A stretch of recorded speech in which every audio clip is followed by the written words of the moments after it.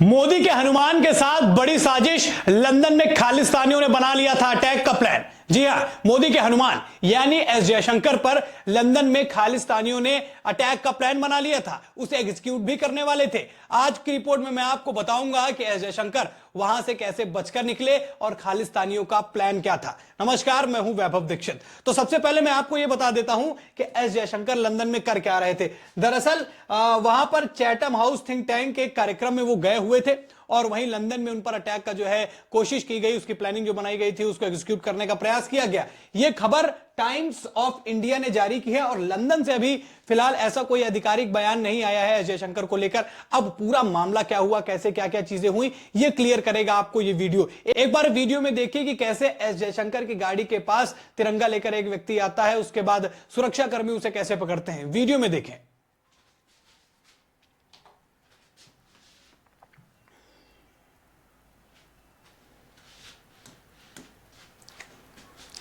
जैसा कि आप देख रहे हैं कि गाड़ी के पास जो है वो आकर हमले का प्रयास किया गया और तिरंगे को जो है वो नुकसान पहुंचाया गया है, नारेबाजी की गई है। सुरक्षाकर्मी थे।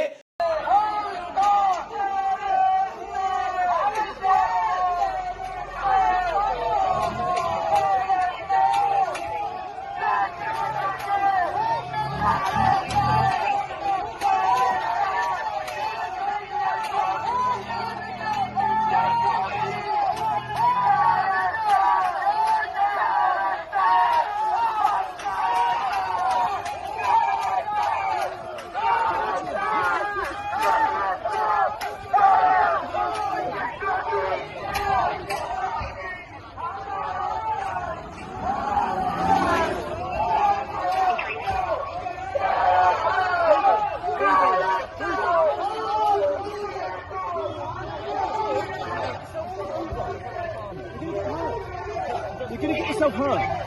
Thank you.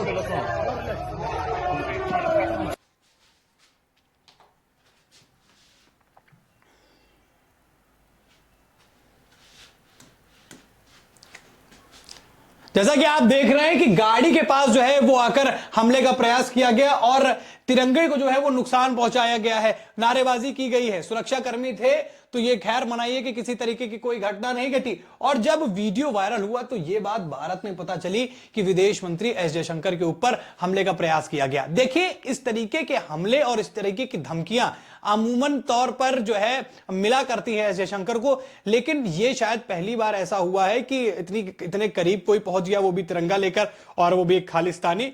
फिर उसके बाद जैसे ही खबर आती है उसको थोड़ा सा तनाव का माहौल भी इंडिया में हो जाता है, क्योंकि बात ही कुछ ऐसी थी कि हमारे विदेश मंत्री पर जो है अटैक करने का प्लान बनाया गया था। लेकिन यह कोई पहली बार नहीं कि किसी खालिस्तानी ने ऐसी बात कही हो या किसी खालिस्तानी ने ऐसा करने का प्रयास किया हो या फिर धमकियां दी हो। इससे पहले भी हमने कई बार देखा। कब कब देखा कि खालिस्तानी देखे कई मौकों पर जो उन्होंने केवल ना सिर्फ एस जयशंकर बल्कि भारत समेत भारत के कई अधिकारियों को इस तरीके की धमकियां वो देते हुए नजर आए।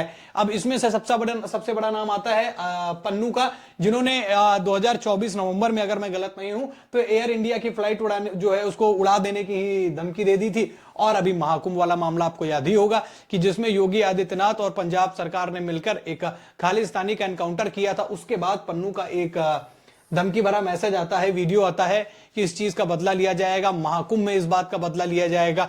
तो इस तरीके की सारी चीजें हुआ करती हैं। अब सवाल उठता है कि आखिरकार खालिस्तानी क्यों जयशंकर को लंदन में टारगेट करने का प्रयास कर रहे थे, क्यों उन पर हमला करने का प्रयास कर रहे थे। देखिए, दरअसल खालिस्तानी कहीं ना कहीं अब जिस तरीके की उनकी जो विचारधारा है, उनके जो भाव हैं, वो एकदम साफ तौर पर निकल आए हैं। वो भारत से जिस तरीके का बैर लेने का प्रयास कर रहे हैं, भारत की सभी गतिविधियों में कहीं ना कहीं वो अड़ंगा डालने का प्रयास करते हैं। तो एस जयशंकर जो है उन लोगों को कहीं ना कहीं दबाने का प्रयास है, हटाने का प्रयास है, मिटाने का प्रयास कहे तो वो करते हैं। शायद वही बात उनको खटक रही है, शायद वही बात उनको चुटकी काट रही है। इसी वजह से एस जयशंकर जो है जिन पर यह हमला हुआ है, शायद वो उसी की देन है। देखिए, ये इस बात से भी नागुजर नहीं किया जा सकता कि भारत की जो विश्व में धीरे धीरे एक पकड़ है, भारत की जो मजबूती है, वो दिन पर दिन मजबूत होती जा रही है और एस जयशंकर का इसमें बहुत बड़ा रोल रहा है। हालांकि हमने ये देखा है कि नरेंद्र मोदी कभी अमेरिका जा रहे हैं, कभी लंदन जा रहे हैं, मतलब अलग अलग जगहों पर वो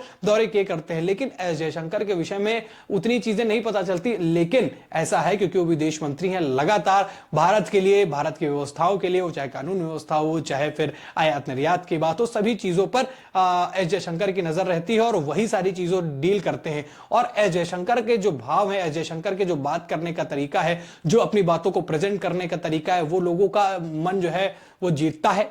इसी वजह से वो सक्सेसफुल है, इसी वजह से उनका भारत में भी सम्मान है और विदेशों में भी सम्मान है। लेकिन एक चीज अगर हम साधारण रूप में भी देखें, या मैं हूं या आप हो, कोई भी हो, अगर कोई व्यक्ति या कोई चीज आगे बढ़ती है तो कहीं ना कहीं कुछ लोगों को खटकती है। छोटा सा एग्जांपल आप ले लीजिए, आपका एक मोहल्ला है और आप वहां पर बहुत उन्नति कर रहे हैं, तो कहीं ना कहीं आपसे जलने वाले आपके दुश्मन ऑटोमेटिक रेडी हो जाते हैं। तो ये भी उसी का एक प्रमाण है, उसी की एक जो है छवि है, वो दिख रही है कि जो जयशंकर का तरीका है बात करने का, विदेशों में डील करने का और विदेशों में उनके सम्मान का, वो कहीं ना कहीं उनको खटकता है। और खालिस्तानियों द्वारा ऐसी चीजें हमने कई बार देखी कि झंडे, भारतीय झंडे तिरंगे को जो है उसको अपमानित करना, उसको नुकसान पहुंचाना, या फिर भारत के खिलाफ नारेबाजी करना, ऐसी तमाम चीजें हमने कई बार देखी हैं।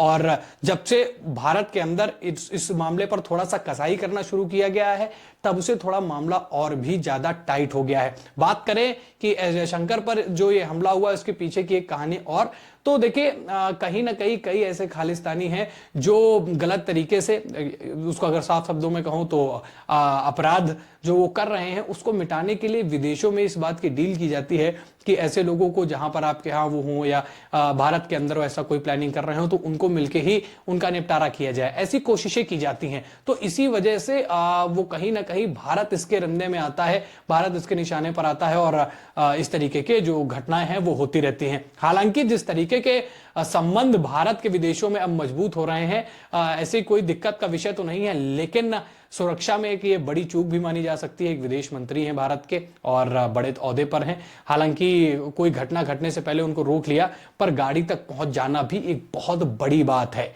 अब बताइए आपकी क्या खालिस्तानी जो हैं वो जयशंकर को टारगेट करके क्या मैसेज देना चाहते हैं भारत को, ये आप हमको अपनी राय कमेंट में जरूर बताइएगा। खबर में इतना ही, वीडियो को लाइक और शेयर करें, चैनल पर नए हैं तो चैनल को जरूर सब्सक्राइब करें। फिर मुलाकात करेंगे नई खबर में। इस खबर में इतना ही, धन्यवाद।